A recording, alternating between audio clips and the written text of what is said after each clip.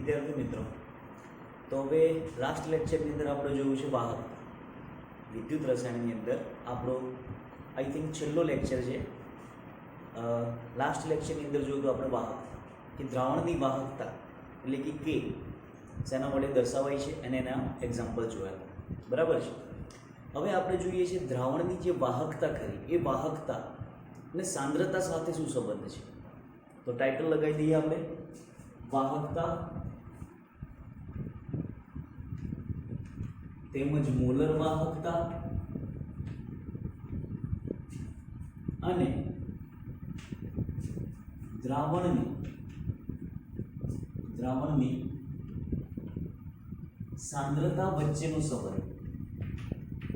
દ્રાવણની સાંદ્રતા વચ્ચેનો સંબંધ. તો ખાસ ધ્યાન રાખજો હવે કે એક સિમ્પલ એક્ઝામ્પલ લઈ લઈએ આપણે. એક બીકર છે, એ બીકરની અંદર વિદ્યુત વિભાજ્ય મેં નાખી દીધો AB. હવે એનું આયનીકરણ થાય છે A+ અને B-. જ્યારે એકલો ઘન પદાર્થ હશે ત્યારે તો એનું વહન થવાનું છે નહીં, પરંતુ આની અંદર આપણે જો પાણી નાખીએ, થોડાક પ્રમાણમાં પાણી નાખીએ પહેલાં, તો જે વખત પાણી થોડા પ્રમાણમાં લઈએ, પાણી થોડા પ્રમાણમાં લેતા પાણીનું પ્રમાણ થોડું હોય, પરંતુ આ વિદ્યુત વિભાજ્ય દાખલા તરીકે 1 મોલ જ છે અને વિદ્યુત વિભાજ્ય બરાબર 1 મોલ લઈ લીધેલું છે. જે પણ હોય એ આપણે કેટલું લઈ લીધેલું છે? 1 મોલ. શરૂઆતમાં થોડુંક પાણી લઈ લઈએ, વિદ્યુત વિભાજ્ય છે, આયનીકરણ તો થયું જ છે. તો એનું જે વહન ખરું એ વહન કેવું જોવા મળશે આપણને? ઓછું વહન જોવા મળશે. કેમ ઓછું વહન જોવા મળે? કારણ કે પાણી વડે જે તૂટશે, તૂટ્યા પછી એનું વહન કરવા માટે પાણીનું પ્રમાણ તો કેવું છે? ઓછું. પાણીનું પ્રમાણ ઓછું છે તો આનું વહનશીલતા પણ કેવી જોવા મળશે આપણને? ઓછી. પરંતુ જો મારે આની વહનશીલતા વધારવી હોય, એટલે કે પાણીનું પ્રમાણ વધુ નાખતા વાહકતા કેવી થઈ જશે? વધી જાય છે. એનું સ્થાનાંતર થવાની પ્રક્રિયા કેવી થઈ જશે? વધી જશે. કારણ કે પ્રમાણ કેવું મળી ગયું એનું વધારે. હવે આના ઉપર એક સિમ્પલ ટર્મ્સ લઈ લઈએ આપણે કે જ્યારે પાણીનું પ્રમાણ ઓછું હોય એટલે કે સાંદ્રતા વધુ થાય. પાણીનું પ્રમાણ ઓછું હોય એટલે સાંદ્રતા કેવી કહેવાય? વધારે. વિદ્યુત વિભાજ્યની સાંદ્રતા કેવી કહેવાય? વધારે. તે સમયે વાહકતા ઓછી જોવા મળે છે. વાહકતા કેવી જોવા મળે છે? પણ ઓછી જોવા મળે છે. પરંતુ હવે પાણીનું પ્રમાણ વધુ નાખતા પાણી આપણે વધારે નાખી દઈએ એટલે કે સાંદ્રતા, જેમ જેમ તમે પાણી ઉમેરતા જાઓ એમ એની મોલારિટી કેવી થાય? ઘટે. અને મોલારિટી ઘટે એટલે સાંદ્રતાના મૂલ્યમાં ઘટાડો જોવા મળે છે. સાંદ્રતાના મૂલ્યમાં તો ઘટાડો થાય, પરંતુ એની વાહકતામાં શું થાય? વધારો થાય. વધારો થાય છે. ધન આયન અને ઋણ આયન કરવા માટે જગ્યા કેવી મળશે? વધારે. તો એની વાહકતાના મૂલ્યમાં શું થાય છે? વધારે. આ આપણો થાય સિમ્પલ ટર્મ્સ. બરાબર છે. હવે આગળ આપણે જોઈએ કે આપણે જે વિદ્યુત વિભાજ્ય લઈએ છીએ એ વિદ્યુત વિભાજ્ય કેવા હોય અને કેવી રીતે તૂટશે. બરાબર છે. તો કે પહેલું, પાણીનું પ્રમાણ વધારવું. ઇન ધ સેન્સ પાણીનું પ્રમાણ વધારવું એટલે શું કરો ભાઈ? સાંદ્રતામાં ઘટાડો. કઈ રીતે? મોલારિટી એટલે સાંદ્રતા જ છે, તો મોલ પ્રતિ લિટર. દ્રાવણનું કદ જેમ જેમ દ્રાવણનું કદ વધે મોલારિટી કેવી થાય? ઘટે. મોલ તો એટલા જ રહેવાના છે, મોલારિટી ઘટશે બરાબર છે. એટલે સાંદ્રતા શું થઈ કહેવાય? ઘટે. સાંદ્રતા ઘટે અને આ વધે. સાંદ્રતા ઘટે અને આ વધે એટલે ધન આયન અને ઋણ આયનને ફરવા માટે જગ્યા કેવી જોવા મળશે? વધારે જગ્યા મળશે. બરાબર છે. બીજું શું કરી શકો તમે? તો કે આ વધારો એટલે એવું કહી શકાય કે વિદ્યુત વિભાજ્ય વધારાના ઉમેરવા, એટલે કે બીજા વિદ્યુત વિભાજ્ય ઉમેરી આપણે તો પણ ધન આયન અને ઋણ આયનનું પ્રમાણ વધે, તો વાહકતા વધે. જનરલી આ વધારે પડતો યુઝ કરીએ છીએ, આનો યુઝ જનરલી કરતા નથી. તો વિદ્યુત વિભાજ્ય શું કેટલા પ્રકારના છે? તો ખાસ ધ્યાન રાખજો. વિદ્યુત વિભાજ્ય બે પ્રકારના છે. વિદ્યુત વિભાજ્ય બે પ્રકારના છે. કયા કયા બે પ્રકાર? એક છે પ્રબળ વિદ્યુત વિભાજ્ય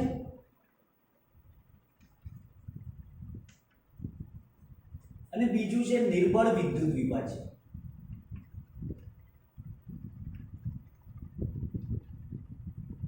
પ્રબળ વિદ્યુત વિભાજ્ય અને નિર્બળ વિદ્યુત વિભાજ્ય. હવે પ્રબળ વિદ્યુત વિભાજ્યનો મતલબ શું થાય? તો કે જેનું ઝડપથી આયનીકરણ થઈ જાય, એટલે કે જે સંપૂર્ણપણે તૂટી જાય એને શું કહી દઈએ આપણે? પ્રબળ વિદ્યુત વિભાજ્ય. જેનું આયનીકરણ સંપૂર્ણ થાય એને શું કહીએ છીએ આપણે? પ્રબળ વિદ્યુત વિભાજ્ય. અને જેનું આયનીકરણ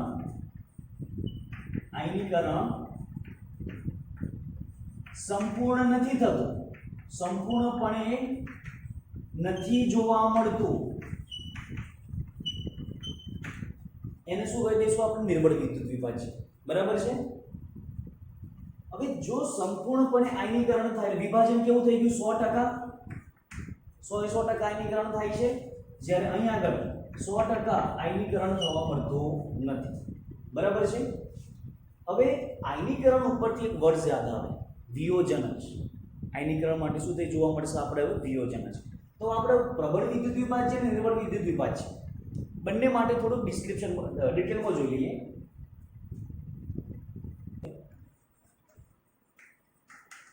પ્રબળ વિદ્યુત વિભાજ્ય માટે ખાસ સમજો. તો પ્રબળ વિદ્યુત વિભાજ્યનો મતલબ શું થશે? કે એક બીકર લઈ લીધેલું છે આપણે. એ બીકરની અંદર AB છે તો A + B - નું દ્રાવણ ભરી દીધેલું છે. અહીંયા આગળ સંપૂર્ણપણે વિભાજન થયું છે, સંપૂર્ણપણે વિભાજન થઈ ગયું છે. હવે જો સંપૂર્ણપણે વિભાજન થઈ ગયું મતલબ આયનીકરણ કેવું થઈ ગયું? 100%. તો આની વાહકતા તો જોવા મળશે આપણે. હવે આપણે આની અંદર થોડા પ્રમાણમાં વધુ પાણી ઉમેરવામાં આવે તો શું થાય? ઓલરેડી 100% તૂટી ગયેલા છે, વહન એનું ચાલુ થઈ ગયેલું છે. હવે પાણી ઉમેરીએ તો તૂટવાના તો છે જ નહીં, કારણ કે ઓલરેડી બધા તૂટી ગયેલા છે, 100% વિયોજન થઈ ગયેલું છે. તો હવે જો થોડા ઘણા પ્રમાણમાં પાણી ઉમેરવામાં આવે તો એની વાહકતામાં થોડો ફેરફાર જોવા મળશે આપણને, કારણ કે પાણીના કારણે એને વહન કરવા માટેની જગ્યા મળી રહેશે, તેની વાહકતામાં શું થશે? વધારો થાય. તો તેની વાહકતામાં થોડો વધારો જોવા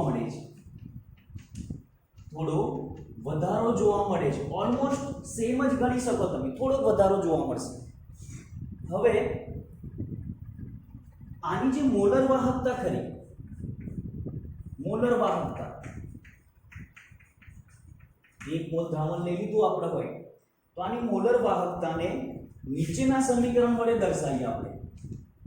નીચેના સમીકરણ વડે દર્શાવવામાં આવે. કયું સમીકરણ છે? તો કે lambda m = lambda m0 minus a into c⁻², એટલે મોલર વાહકતા એ સીમિત મોલર વાહકતા અને સાંદ્રતા સાથે સંબંધ દર્શાવે છે. એ શું છે? તો કે એ એક અચળાંક છે, એ શું છે? એક અચળાંક છે. એ કોના ઉપર આધાર રાખે? તો કે વિદ્યુત વિભાજ્ય ઉપર આધાર રાખશે. વિદ્યુત વિભાજ્ય પર આધાર રાખે છે. ખાસ ધ્યાન રાખજો, વિદ્યુત વિભાજ્ય ઉપર આધાર રાખે છે. જ્યારે આપણે આનો આલેખ દોર્યો, એક એક્ઝામ્પલ લઈ લઈએ KCl, એક એક્ઝામ્પલ લઈ લઈએ KCl. તો KCl ની અંદર C⁻½ અને મોલર વાહકતાનો આલેખ દોર્યો આપણે. તો જ્યારે આ બાજુથી આ બાજુ જતા સાંદ્રતાના મૂલ્યમાં શું થાય છે? વધારો થાય છે. સાંદ્રતાના મૂલ્યમાં શું થાય છે? વધારો થાય છે. બરાબર છે. તો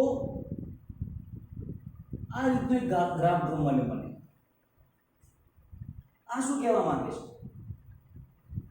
તો કે સાંદ્રતા જ્યારે વધારે હોય એ વખતે મોલર વાહકતા કેવી જોવા મળે છે? ઓછી. અને જે વખતે સાંદ્રતા ઓછી હોય એ વખતે મોલર વાહકતા વધારે જોવા મળે છે. પરંતુ આ ફેરફાર કઈ એટલો બધો નથી. બીજું એક આને કમ્પેર કરીશું એ વખતે ખ્યાલ આવશે કે આ થતો ફેરફાર કઈ વધારે ના કહેવાય. ધ્યાન રાખજો, સાંદ્રતા અને આ મોલર વાહકતા, અહીંયા આગળ સાંદ્રતા અને આ મોલર વાહકતા. આ બાજુ સાંદ્રતા કેવી છે? વધારે. મોલર વાહકતા કેવી છે? ઓછી. અહીંયા આગળ સાંદ્રતા કેવી છે? ઓછી. મોલર વાહકતા કેવી છે? વધારે. હવે સાંદ્રતા ઓછી એનો મતલબ શું? સાંદ્રતા ઓછી એનો મતલબ શું થશે? તો કે પાણીનું પ્રમાણ કેવું છે? વધારે. એટલે એવું કહી શકાય કે દ્રાવણને મંદ કરતા એટલે કે પાણી ઉમેરતા વાહકતા એટલે કે મોલર વાહકતામાં વધારો જોવા મળે છે. વધારો જોવા મળે છે. ક્લિયર? આ પ્રેક્ટિકલ ડેટા ઉપરથી કરેલું છે. એક્ઝામમાં ક્વેશ્ચન પૂછાય કે કોના વર્સિસ કોનો ગ્રાફ દોરવામાં આવે? તો λm વિરુદ્ધ C⁻½ અથવા તો √c. આને બીજું આ રીતે પણ લખી શકાય, આપણે √c વડે પણ દર્શાવી શકાય. ક્લિયર? તો આ થયું પ્રબળ વિદ્યુત વિભાજ્ય માટે કે જેનું 100% આયનીકરણ થઈ ગયું છે. હવે જો થોડા ઘણા પ્રમાણમાં પાણી ઉમેરવામાં આવે તો મંદ કરવામાં આવે તો એની વાહકતામાં કંઈ ખાસ વધારે ફેરફાર જોવા નથી મળતો. હા, ફેરફાર થશે પણ પ્રમાણમાં કેવું થશે? ઓછું. કારણ કે એનું 100% પહેલેથી વિભાજન થઈ ગયેલું છે. ક્લિયર? હવે જોઈએ આપણે નિર્બળ વિદ્યુત વિભાજ્ય.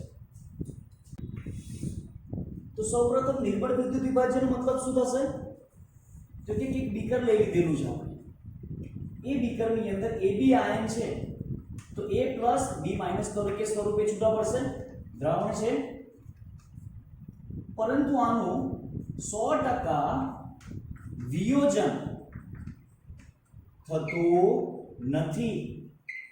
મતલબ જો આયનો જ ઓછા મળશે તેની વાહકતાનું મૂલ્ય પણ કેવું આવશે? ઓછું. એટલે કે વાહકતા ઓછી જોવા મળે છે. વાહકતા ઓછી જોવા મળે છે. હવે પેલા જેવો જ કેસ કરીએ આપણે. આની અંદર પાણી નાખી દઈએ. બહારથી શું કરીએ આપણે? પાણી નાખી દઈએ. તો જેમ જેમ તમે પાણી વધારતા જશો, જેમ જેમ તમે એને મંદ કરતા જશો, આનું વિભાજન થવાનું સ્ટાર્ટ થઈ જશે. ઓલરેડી વિભાજન તો જ થયેલું છે. જે નથી વિભાજ્ય થયું, અવિભાજ્ય છે, એનું પણ પાણી શું કરી નાખશે? વિભાજન કરી નાખશે. પરંતુ ખૂબ જ વધુ પ્રમાણમાં પાણી નાખવું પડશે. તો આગળ આપણે લખી શકીએ કે દ્રાવણને મંદ કરતા એટલે કે પાણી ઉમેરતા છૂટા પડતા આયનોની સંખ્યામાં વધારો જોવા મળે છે. એટલે કે પાણી તમે નાખ્યું એટલે સાંદ્રતા કેવી થઈ ગઈ? ઓછી. એટલે એવું કહી શકાય કે ઓછી સાંદ્રતાએ વાહકતા વધુ જોવા મળે છે. ઓછી સાંદ્રતાએ વાહકતા કેવી જોવા મળે છે? મને વધુ જોવા મળે છે. હવે જેમ જેમ તમે પાણી ઉમેરતા જશો એમ એની વાહકતાના મૂલ્યમાં શું થશે? વધારો થાય છે. ક્લિયર? આ એક ગ્રાફ ઉપરથી જોઈ લઈએ આપણે. અહીંયા પણ સેમ ગ્રાફ ડ્રો કર્યો. λm વિરુદ્ધ C⁻². અહીંયા એક ઉદાહરણ લીધું આપણે CH3COOH એટલે કે એસિટિક એસિડ. ખબર છે આપણને એસિટિક એસિડ નિર્બળ વિદ્યુત વિભાજ્ય છે. તો અહીંયા આગળ સાંદ્રતા કેવી છે? વધારે. તો વધારે સાંદ્રતા મોલર વાહકતા કેવી મળે છે? ઓછી. પરંતુ અહીંયા આગળ જોવો છો સાંદ્રતા કેવી છે? ઓછી. મોલર વાહકતા કેવી છે? વધારે. તો ક્વેશ્ચન થાય કે જેમ જેમ આપણે પાણી ઉમેરતા જાવ મોલર વાહકતા શું વધતી જાય? ના. એક સમય એવો આવશે કે આ મોલર વાહકતા કેવી થઈ જશે? અચળ થઈ જાય. એ પ્રબળમાં પણ લાગુ પડે, નિર્બળમાં પણ લાગુ પડે. તો જે સમયે મોલર વાહકતા એટલે કે સાંદ્રતામાં ફેરફાર કરતા જાઓ, પાણી ઉમેરતા જાઓ, તો એક સમય એવો આવશે કે એની મોલર વાહકતા કેવી થઈ જશે? અચળ. એ મોલર વાહકતાને શું કહી દઈએ છીએ આપણે? સીમિત મોલર વાહકતા કહીએ છીએ. તો આપણે લખીએ કે જે સાંદ્રતાએ દ્રાવણની મોલર વાહકતા અચળ જોવા મળે છે તે વાહકતાને સીમિત મોલર વાહકતા કહે છે. ખાસ ધ્યાન રાખજો, એનું શું કહી દઈશું આપણે? સીમિત મોલર વાહકતા. અને સીમિત મોલર વાહકતાને શેના વડે દર્શાવીશું આપણે? ઉપર નોટ કરો અથવા તો ઇન્ફિનિટિવ કરી દઈએ. આ શું બતાવે છે? ક્યારે કોન્સ્ટન્ટ થાય? અનંત મંદને, એટલે કોન્સન્ટ્રેશન ઓલમોસ્ટ હવે તમને ખાલી પાણી જેવું જ દેખાશે. એટલે કે આ સીમિત મોલર વાહકતા ક્યારે જોવા મળશે આપણને? અનંત મંદને, ખૂબ જ પાણીનું પ્રમાણ. તો કોન્સન્ટ્રેશન ઓલમોસ્ટ ટેન્ડ્સ ટુ 0. પાણીનું પ્રમાણ ખૂબ જ છે. એ સમયે વાહકતા કેવી થઈ જશે? અચળ. ક્લિયર? તો આનો મતલબ એવો થાય કે નિર્બળ વિદ્યુત વિભાજ્યમાં શરૂઆતમાં એની મોલર વાહકતા ખૂબ જ ઓછી હતી, પરંતુ જેમ જેમ પાણી ઉમેરતા જાઓ સાંદ્રતા ઘટતી જાય, પાણીનું પ્રમાણ વધતું જાય, આયનોનું વિભાજન વધુ થશે અને એની વહન કરવા માટેની જગ્યા પણ વધારે મળશે. તો એની વાહકતાના મૂલ્યમાં શું થશે? વધારો. એક સાંદ્રતા એવી આવશે કે જે સાંદ્રતાએ એની વાહકતા અચળ જોવા મળશે તે વાહકતાને શું કહી દઈશું આપણે? સીમિત મોલર વાહકતા. એને lambda m0 m for molar વાહકતા. લેમ્ડા m 1 મોલ માટેની અનંત મંદની વાહકતા લેમ્ડા m0 અથવા તો લેમ્ડા m ઇન્ફિનિટી વડે દર્શાવવામાં આવે છે. કયા સમયે જોવા મળશે મને? અનંત મંદ. ક્લિયર? હવે ખાસ ધ્યાન રાખજો કે જો કોઈ સાંદ્રતા CA, કોઈ સાંદ્રતા છે C, તે સમયે વિયોજન અંશ આલ્ફા હોય તો, આ તો આપણને ખ્યાલ છે કે વિયોજન અંશને આલ્ફા વડે દર્શાવીએ છીએ. વિયોજન અંશ આલ્ફા હોય તો તે દ્રાવણની મોલર વાહકતા લેમ્ડા m અને સીમિત મોલર વાહકતા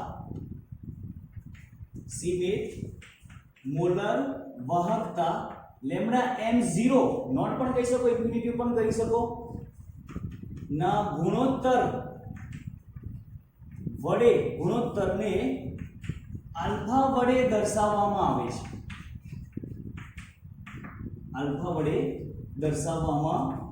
છે.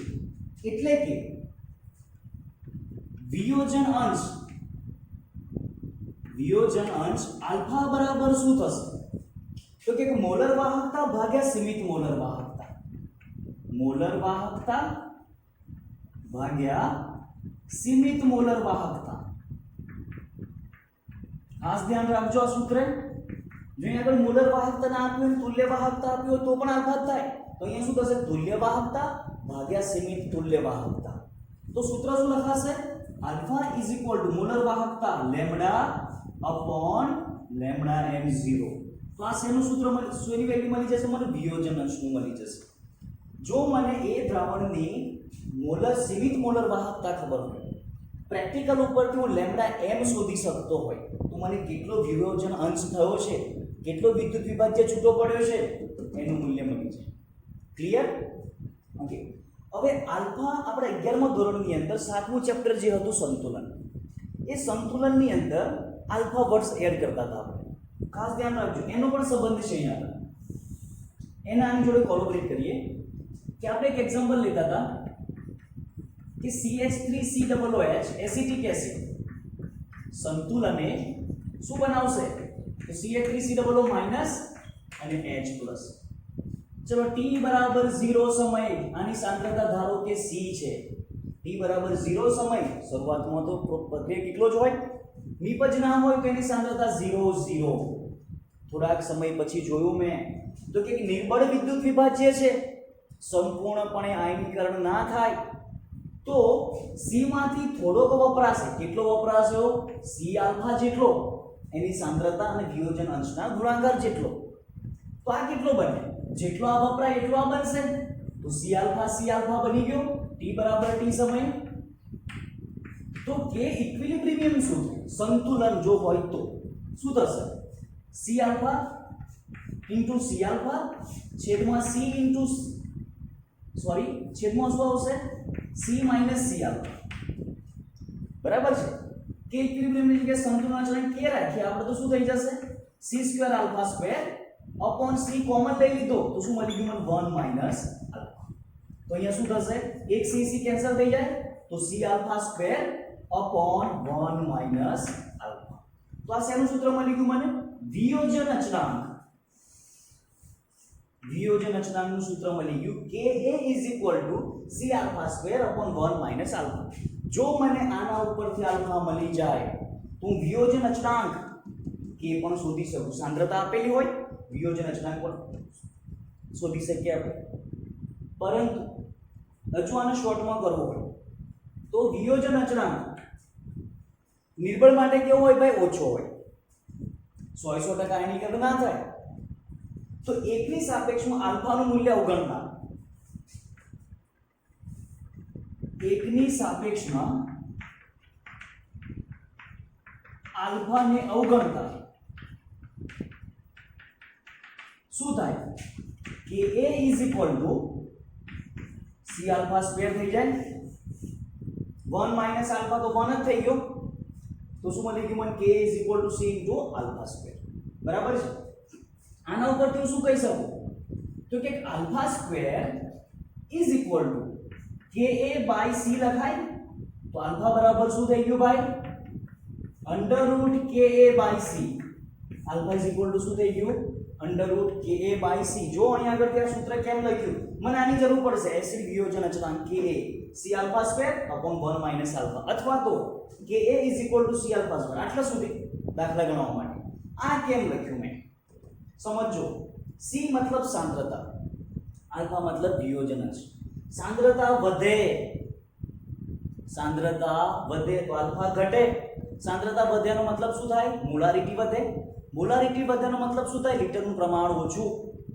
તો સાંદ્રતા વધે તો આલ્ફા ઓછો. ક્લિયર? ફરી ધ્યાન રાખજો, સાંદ્રતા વધે આલ્ફા ઓછો થાય. સાંદ્રતા ઘટે પાણીનું પ્રમાણ વધુ. સાંદ્રતા ઘટે આલ્ફા વધે. ક્લિયર? એટલે કે સાંદ્રતાનો સીધો સંબંધ કોની જોડે છે ભાઈ? વિયોજન અંશ જોડે છે. આ આપણે 11મા ધોરણના સૂત્ર ઉપરથી સાબિત કર્યું, પ્રેક્ટિકલી પણ સાબિત કરી દીધું છે. ક્લિયર? તો આ રીતે આપણે પ્રબળ વિદ્યુત વિભાજ્ય અને નિર્બળ વિદ્યુત વિભાજ્યની અંદર મોલર વાહકતા, સીમિત મોલર વાહકતા અને આલ્ફા વિયોજન અચળાંકની ગણતરી કરી શકીએ છીએ. ક્લિયર?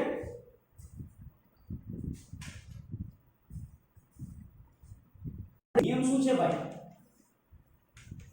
તો કે કોલ-રોસનો નિયમ. કોલ-રોસનો નિયમ ખાસ ધ્યાન રાખજો.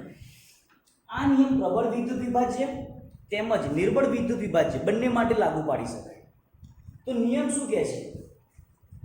તો કે દ્રાવણની મોલર વાહકતા,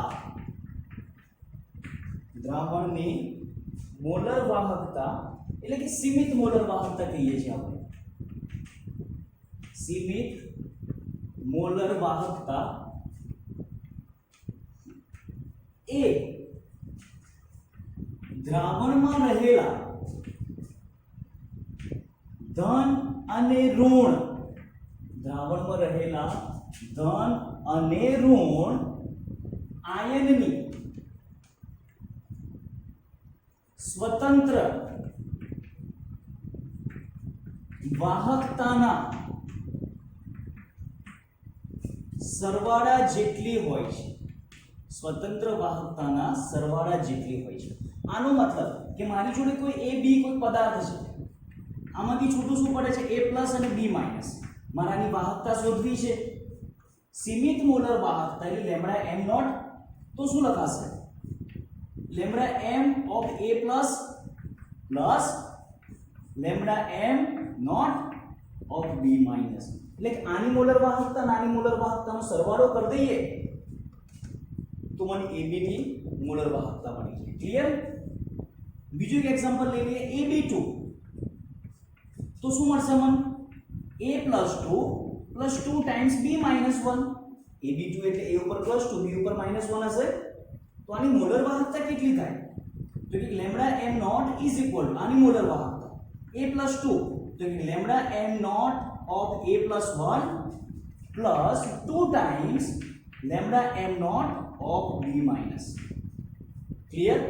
તો આ રીતે ઇન્ડિવિડ્યુઅલ, જો b બે વખત છે તો ઇન્ડિવિડ્યુઅલ એની વાહકતાનો સરવાળો કરતા આપણને દ્રાવણની એટલે કે વિદ્યુત વિભાજ્યની મોલર વાહકતા મળી જાય. ક્લિયર? એક એક્ઝામ્પલ જોઈ લઈએ, સિમ્પલ છે.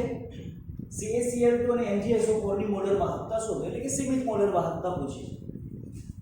તો સૌપ્રથમ CaCl2, lambda m of CaCl2 વિભાજન કરીએ આપણે, તો Ca+2 plus 2 times Cl minus 1. તો બંનેની મોલર વાહકતા લઈ લઈએ આપણે 2 ટાઈમ્સ. તો શું થઈ જશે, લેમ્ડા ઓફ Ca+2 આપી દીધું છે 119.0 પ્લસ 2 ટાઈમ્સ ક્લોરીનને આપી દીધી છે 76.0. કેલ્ક્યુલેશન કરી દઈએ આપણે, તો આન્સર કેટલો મળી જશે મને, 271.6. આનો એકમ શેમાં આપેલો છે, siemens centimetre square into mole inverse. Siemens centimetre square into mole inverse ડેટામાં આપેલું જ હશે, તો સીધું કેલ્ક્યુલેશન કરી શકીએ આપણે. એ જ રીતે MgSO4 માટે શોધવું છે મારે. તો MgSO4 માટે શું થાય, તો કે Mg+2 પ્લસ SO4 માઇનસ 2. તો શું થઈ જશે, lambda m naught of MgSO4 is equal to lambda m naught of Mg+2 plus lambda m naught of SO4 minus 2. Mg+2 માટે કેટલું થશે, 106.0 પ્લસ 160.0. તો આન્સર કેટલો મળી જશે મને, 266.0. એકમ કયો આવશે, siemens centimetre square into mole inverse. તો સિમ્પલ, જેનું પણ પૂછ્યું હોય એના ઇન્ડિવિડ્યુઅલ આયનોની મોલર વાહકતાનો સરવાળો કરી દઈએ તો આપણને એના વિદ્યુત વિભાજ્ય દ્રાવણની સીમિત મોલર વાહકતા મળી જાય. ક્લિયર? સમજો, NaCl HCl NaAC એટલે સોડિયમ એસિટેટ ના સોડિયમ એસિટેટ. શું થશે ભાઈ, NaCl માટે કેટલો ડેટા આપેલો છે મને, મોલર વાહકતા આપી દીધેલી છે 126.4 siemens into centimetre square mall inverse. HCl માટે કેટલી આપેલી છે, 91.0. અને NaAC મતલબ Na આ કઈ રીતે હશે, CH3 C double bond O minus Na plus. આ શું થઈ જશે ભાઈ, સોડિયમ એસિટેટ. એની મોલર વાહકતા આપી દીધી છે મને 91.0. અને શું પૂછ્યું છે, HAC હાઇડ્રોજન અને એસિટેટ એટલે કે એસિડિક એસિડ CH3COOH ની કેટલી. આ ત્રણનો ઉપયોગ કરીને આ સમીકરણ લાવવાનું છે. હેઝનો નિયમ વાપરો, ત્રણનો સરવાળો કરો અને આ લઈ આવો. તો ચલો, પહેલું આ જોઈએ છે મને, કે આ પહેલું તો છે નહીં, તો આ જોઈએ છે. તો lambda m not of CH3COOH માટે શું લખાશે, lambda m not of CH3COO minus અને lambda m not of H plus લખાય. આનું આ થયું. ઓકે, હવે આ ત્રણનો ઉપયોગ કરીને મારે આ બે લાવવાનું છે. કઈ રીતે, ખાસ સમજો. પહેલા તો આપણે કોનો ઉપયોગ કરીએ, NaCl નો ઉપયોગ કરીએ. તો NaCl નાખી દઉં આની અંદર, જોઈ લેજો. NaCl વિભાજન થઈને શું બને દેશે, Na plus plus Cl minus lambda નથી લખતા આપણે આનું શું કહી દઈએ ચલો Na+Cl માઈનસ HCl નું વિભાજન કરીને શું બની જશે H+Cl માઈનસ અને આનું વિભાજન કરીને શું બની જશે CH3COO માઈનસ અને Na+. ખાસ સમજો ત્રણ વસ્તુ છે મારી જોડે પહેલા મારી જોડે NaCl છે HCl છે અને CH3COOH અલગ અલગ છે ત્રણે મેં ભેગું કરી દીધું તો શું થયું તો ધ્યાન રાખો પહેલા આ શું છે મારે તો કે NaCl જે છે એમાં Cl ચલો બીજી રીતે જોઈએ આપણે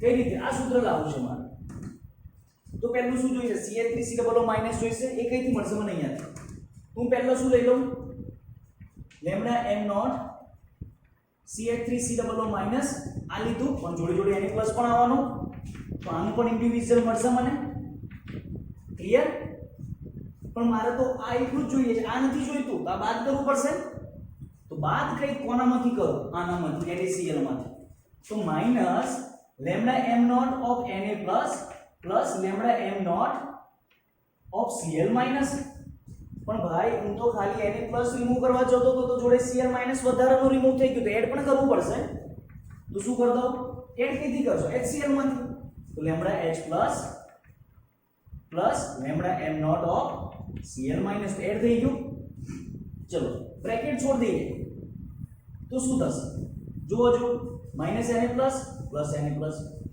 માઈનસ પ્લસ માઈનસ આ નીકળી ગયું તો શું વધ્યું એકા અને એકા આ મળી ગયું તો આ લાવવા માટે શું કર્યું તમે તો કે આ બંને લઈ લીધેલું પહેલા મેં તો આની વાહકતા કેટલી છે 91 માઈનસ NaCl નું કેટલું છે 126.4 પ્લસ HCl સોરી બંને સેમ નહીં હોય આગળ 425 છે HCl માટે કેટલું છે ભાઈ 425 તો પ્લસ 420.9